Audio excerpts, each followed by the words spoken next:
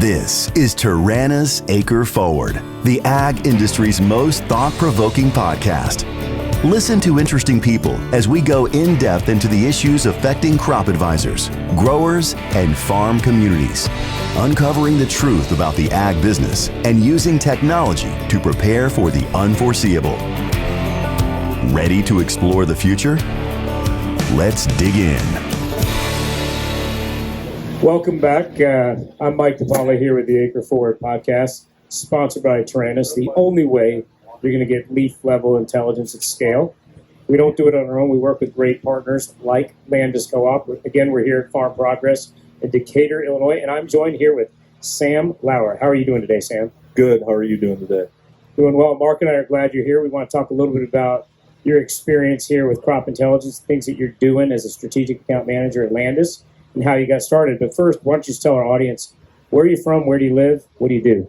So I'm from a little town called Wyanett, Illinois, north central Illinois, about an hour north of Peoria. I started with Landus nearly a year ago. I was in the grain industry before that. Came over strategic account manager, like you mentioned, and I call on growers mainly in that northern Illinois region. We call on growers of tomorrow, we call it, or farmers of tomorrow. Our focus is farmers, not necessarily based on size, but based on their position for the future, whether it's transition plans, you know, with the older generation coming to the younger generation, or maybe it is the younger generation right now, and how can we grow with them, even though we're a co-op out in western Iowa. You know, we got a pretty good presence in northern Illinois now, and we're growing, and that's our vision for the future, is to grow outside of the traditional mom and pop co-op. And we are not the traditional mom and pop co-op right now. Yeah, we've noticed that a little bit, so I just want to make sure we clarify a few things. Landus is a co-op. It's in Iowa, but you're in Illinois, and you're calling on farmers of tomorrow. Yeah. So these aren't people who want to farm and they don't farm and they're figuring out how to get into farming. These are people who are farming today, Yep. But you're betting they're going to be even bigger and better tomorrow. Yep, absolutely. They're going to be bigger, better tomorrow. They're businessmen or women. And they're the people that we want to grow with, and that's our focus right now, is growth and growing with good people, good farmers. That's really great. So what does Landus do that's different? If I'm a farmer of today that's going to be better tomorrow, maybe with Landus here in Illinois or Iowa, why am I doing business with Landus? So we do a lot of different things. I mean, obviously we're a traditional retailer, ag retailer, right? But we also partner up with different technology companies like Taranis. There's I won't name a bunch of different companies, but we have an innovation center, innovation connectors we call them, and we bring in a lot of different technologies and introduce it to farmers. It's not a sales pitch for Landus; it's a sales pitch for these companies. Mark's been at them a few times, and we gained a heck of a lot of business with that. The other thing we're doing, just for an example, that your traditional ag retailer isn't doing is, like right now, we're working on offering health insurance to farmers, affordable health insurance. You know, that's not something that traditional ag retail is doing. It's not something maybe we wanted to do 3 or 4 years ago, but there's a need for it. We kept pulling farmers, hey, what's your biggest concern? What keeps you up at night? Number one thing was health insurance. Well, selling fertilizer, buying fertilizer for a farmer, they don't care about that. They want health insurance for their family. So we'll step in, we'll help them with that. And we're really close. In fact, hopefully by January 1st of 24, we're able to offer affordable health insurance through a different company, but offer our members health insurance. Now, that's a real challenge, especially the way healthcare laws, insurance state by state, the way we've set that up, just as a nation, the tie to employers, the benefits. It's a real challenge. I remember Matt saying, if not us, who? Correct. Who's going to do that? Cooperatives have to keep changing and respecting what the members truly need to be able to stay in business. What are some of the other things that Landus is doing to help farmers have healthy, the long-term businesses for their families? We're also working on keeping the farm ground or the family farm in the family. One of Matt's big things, and he'll tell you, is Matt Carson's, that is, CEO of Landus. He'll tell you that the two biggest land buyers in Iowa right now is China and the Mormon Church. Well, that doesn't bode so well with a lot of people, that are trying to stay in business and trying to buy a farm. So we partnered with a company to try to keep the family farm or Aunt Bertha's farm in the family, and that's a big deal for us too. Well, it's getting harder to farm. It's good to have good partners, whether it's large entities of any stripe, kind of coming in when you're removed from the acre, when you don't see what's going on. And proximity breeds responsibility. That's why we've got Mark there, kind of in Iowa, working with you guys. I'm wondering, Mark, if you could share a little bit about just your view of Landus and how you've been working with them and why crop intelligence has a fit with a group like this. So as Sam was saying, it is Landus is not a typical co-op. They're doing a lot of different things, and from my standpoint, again, what we're trying to do is get information in the hands of growers faster and over the whole field instead of parts of the field. So again, with Taranis, we're able to see every acre, every flight. We tag the stand count, we tag weeds, everything that we see out there that is abnormal, we show. So again, able to give growers better information faster and throughout the whole field rather than just pieces where we can run. Yeah. For our listeners that kind of tune in, many of them know what we do and how we do it and why, but if you're not watching the video, what we're able to do with groups like Landus, they provide all the advice. The growers, obviously the farmers, know what's going on, but we show what's working. So whether it's satellite, what's uniform, what isn't, where might you have a problem, a lot of people are used to that technology. What we're actually talking about is getting a bird an eye on the sky on a regular basis to literally count the holes in a leaf. And where you don't have them is as important where you do, right? So how's this variety hanging for me? Do my insecticide programs work? Am I managing properly? Game tape for your acre. Simple things like a stand count changes when you have it at this level, and you know at leaf level how many plants you have by hybrid, by field. You can actually allocate resources differently. You can decide to use a fungicide this way or that way. You know and can confirm whether or not you got disease. So there's a seed scorecard, and there's what they tell you it's going to do, and that's fine. But then the reality, and I don't know if we can talk about this on air, but we've seen a few things about some hybrids that you brought in where you made different decisions as a company on what you're going to do next year because you saw performance in the field. So what is it you like about the crop intelligence? How does it change? How does it help you help your farmers do more? So coming from the grain world before, I wasn't very well versed in agronomy, I'll be honest. When I went to college, I didn't take any soils classes or anything that I didn't have to take. I took all ag marketing, accounting, that sort of thing. So when I came into this position, it's like, oh crap, I need to learn some things about agronomy, plant health, that sort of thing. And Taranis has actually helped me a lot with that, believe it or not. For example, early on, we had a northern corn leaf blight get tagged in my area of Illinois, and it was early. It's like, really? So I went out and walked it. It wasn't northern corn leaf blight. Hey, but it got me out there. It got me asking questions. And I don't even remember what it was now, but it got me out there and I learned something. So, that's one thing. The other thing, bringing value to the farmer, that's the big thing. That's the name of the game right now. So just recently, probably on our last flight, that sixth flight, one of my growers, we went out just going scouting all of his fields. And mostly for bug pressure because we were having a lot of issues with rootworm beetles. So we're out there, and Taranis had flagged grasshopper damage in about 40 acres. And it was weird. It looked like a square 40 grasshopper damage. Pull up to the field, there's no grasshoppers out there. It was hail damage. They got paid 20% on it, paid for their cost of Taranis. I mean, that's huge. And that's just one instance of that even particular grower who had, he had stand issues before on a, what do they call it, the NCGA, National Corn Growers Association. He's got some of the best dirt in the world, and he's won awards, and he had stand issues. And Taranis found it. He would not have found it. Can you share what kind of stand issues they were? About like 17,000 plants per year. Yeah. So if you're listening to this, if you're working with Landus, you have the opportunity to know with absolute precision the start your crop got. Which it's more than a stand count. It helps you understand, what do I need to prioritize? Am I going to accelerate the nutrition program for this on this field, or do I need to double down somewhere else? So we've never lived in another time where the technology has been available to allow us to allocate resources differently in season. So you're right. Sometimes we're going to see a blight early on, just like the human eye. The artificial intelligence is going to say, hey, there's something wrong here. It's likely this. We normally get it right. When you see things that are abnormal, like hail damage in a square like that, something strange, it's going to say, hey, you need to look. Where I'm going with this is people look at this and go, okay, I've digitized the field. I understand what's happening. I think I know what's going on. And in season, you're already saving money. There's probably 20 different things you're going to see on one field in a flight, right, and through the season.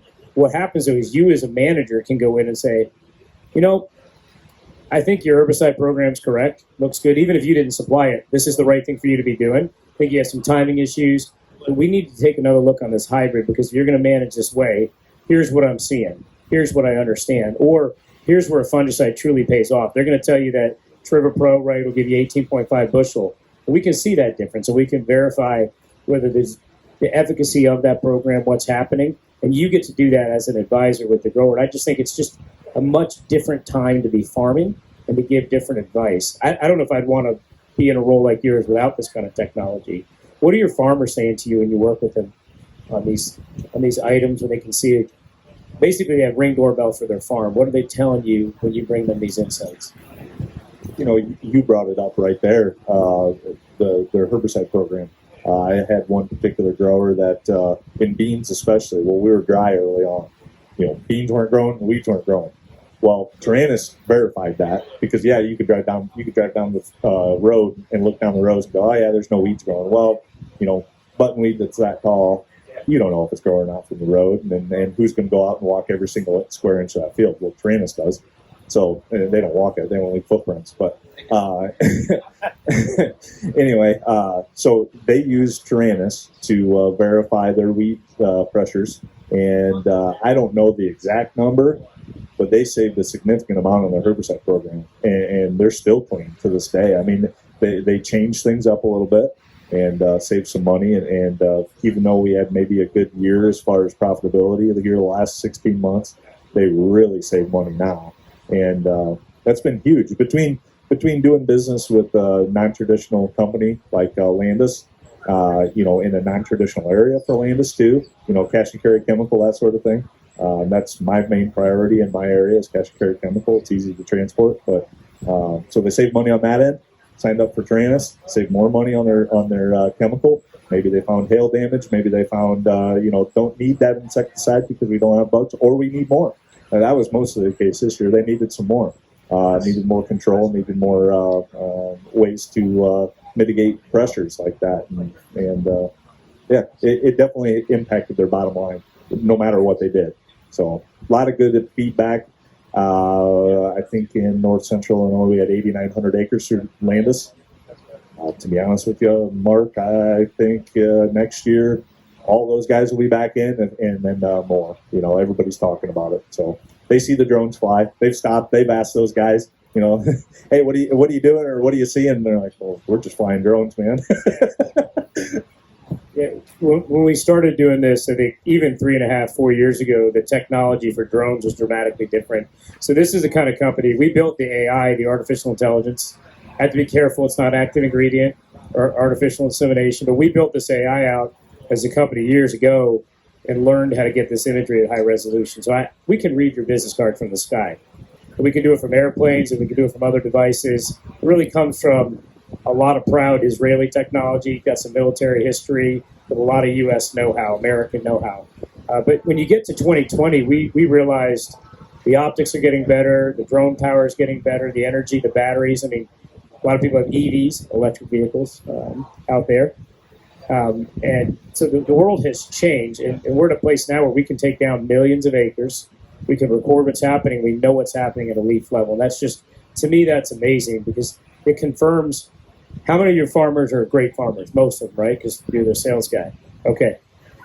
However, Tom Brady, was he a pretty good quarterback? He's maybe the GOAT. He's not too good to not go look at game tape.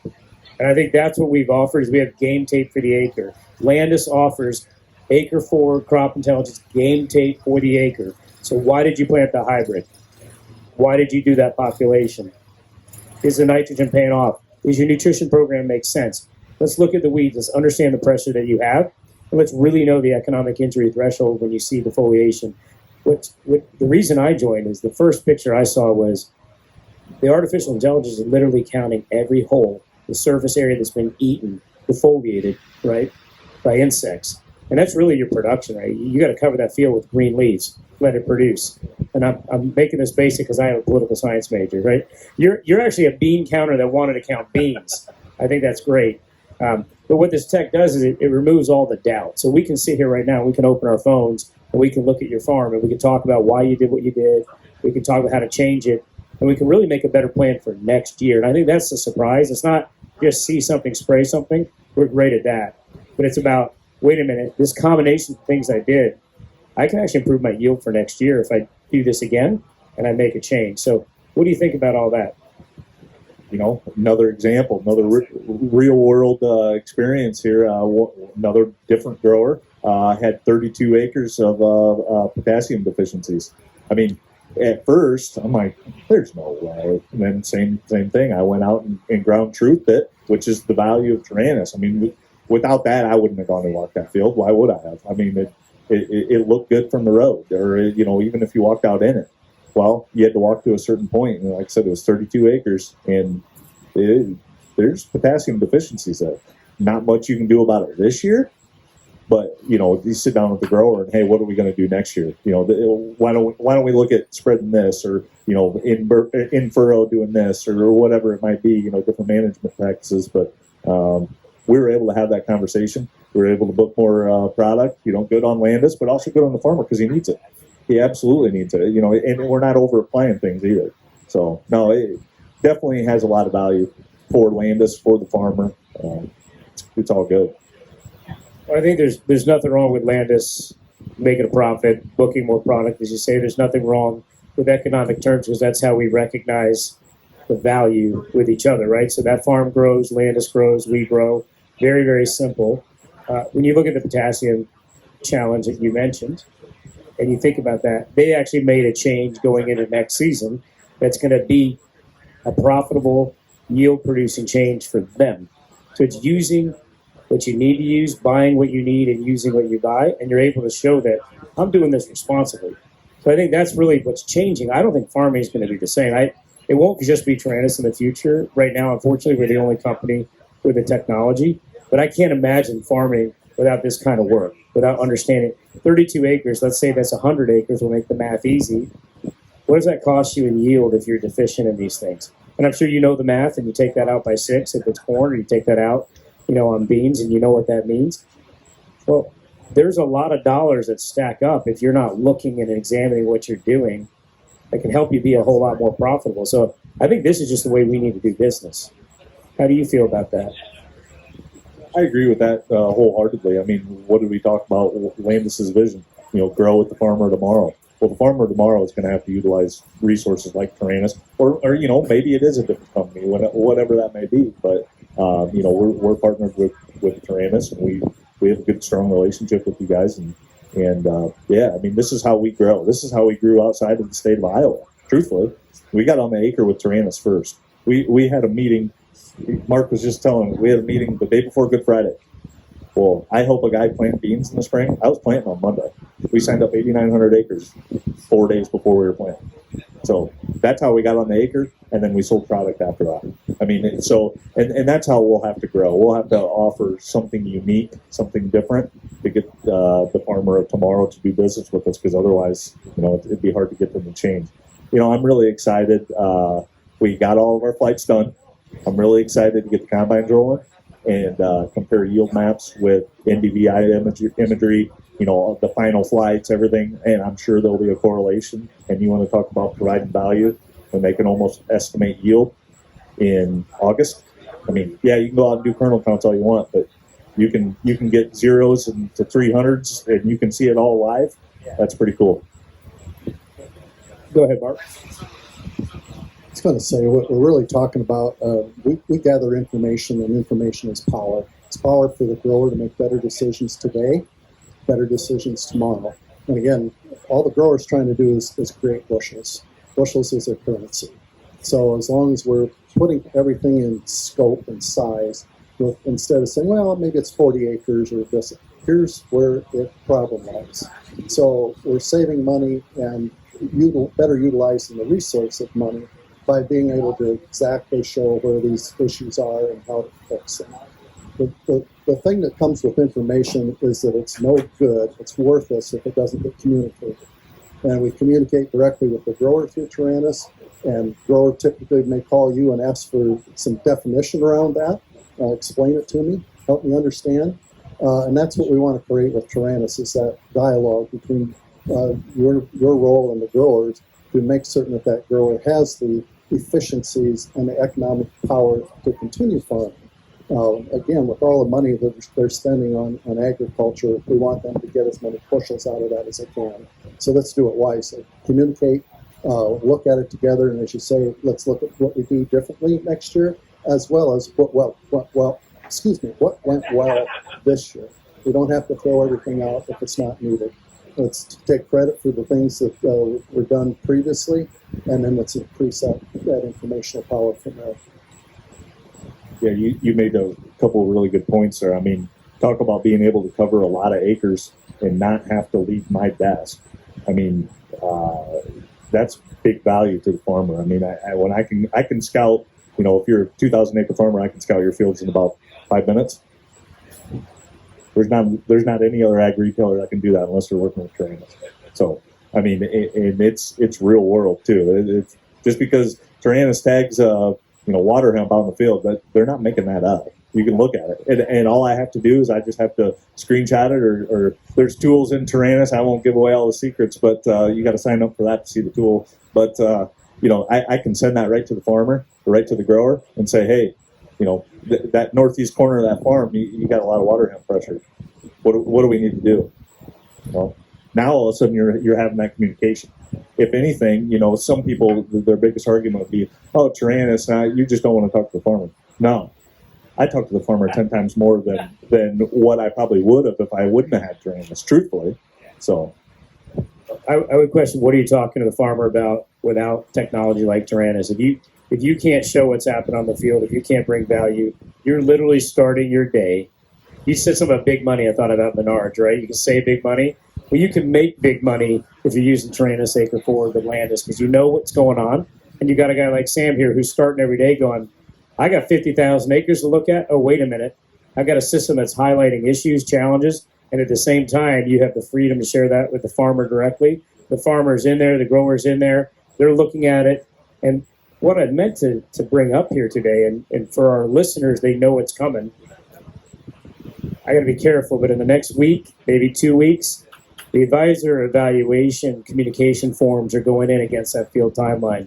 So now you're going to actually get grades from Sam, and you should get them if you're a grower on every field saying, this is good, this needs work, this needs attention to make a better plan for next year. So we're really not selling Taranis.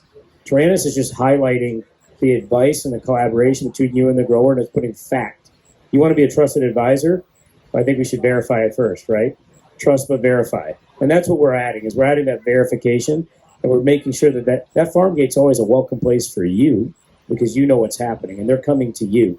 So I don't know a co-op, a retailer, an advisor, managing a team, working independently, that wouldn't want to start the morning with high-level visuals and quantifications of the things that are good and challenging. I think that's the last point I want to talk about with you here, Sam, is we talk about what's wrong all the time because that's what we tag out. We say, okay, this, and that's what we do as people, right? That's how we survive. It's evolutionary.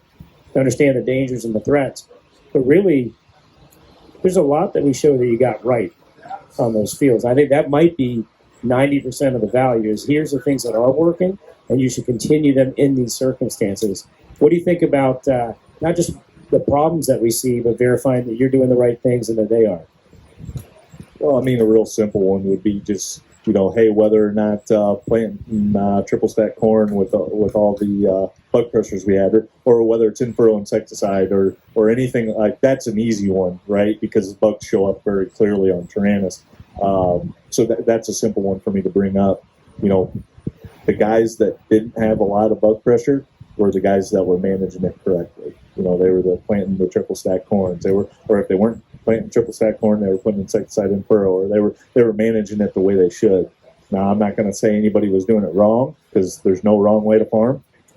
It's everyone's choice. But the guys that had issues were the ones that weren't managing it correctly. And you can go have that conversation. Now you have something to prove it with, rather than me going up to your farm and saying, hey, you got bugs. Why do you have bugs? Why didn't you do that? It's accusatory there. Yeah. Now it's a conversation. Hey, we see why we have bugs. This is what you did. This, next year, let's help fix that. And it's created a lot of conversation. It's created a lot of good things for the farmer. So really appreciate kind of the dive in. I think we're going to talk a little bit more. We're really proud of the partnership that we've had from the start with Landus. Nice to peek into Illinois here with you and watch you be really successful there, doing it the right way, showing growers the value you bring. I think there's more to come. There's other partnerships and other geographies where, whether it's a deer dealer or another equipment dealer, they want to understand how the planters are working, or the partners that are helping you with the corn or the chemistries really want to see what's going on. I think it's changing the conversation, and that's something I've noticed. We mentioned Matt Carson's leading Landus, that he's been really good at, is changing the conversation, changing the frame of reference, not accepting the status quo. And I think that we're going to have to do that as farming gets harder, as the dollar gets weaker, as the environment gets a little bit more tough to work in. We need to advocate for ourselves, and I think this is one really great tool that brings people together. So we might use high tech and AI and drones and computers, but the reality of what we're doing is we're taking pictures of things and telling you what's in them, but they're really important, and it brings people together. And I'm just happy to be able to partner with you and Landus and here. So thanks for joining us. We're going to do another podcast here a little bit later today, and nice to have you on, Sam Lowers, like flowers, Sam Lowers. Nice to have you on, and we'll see you soon.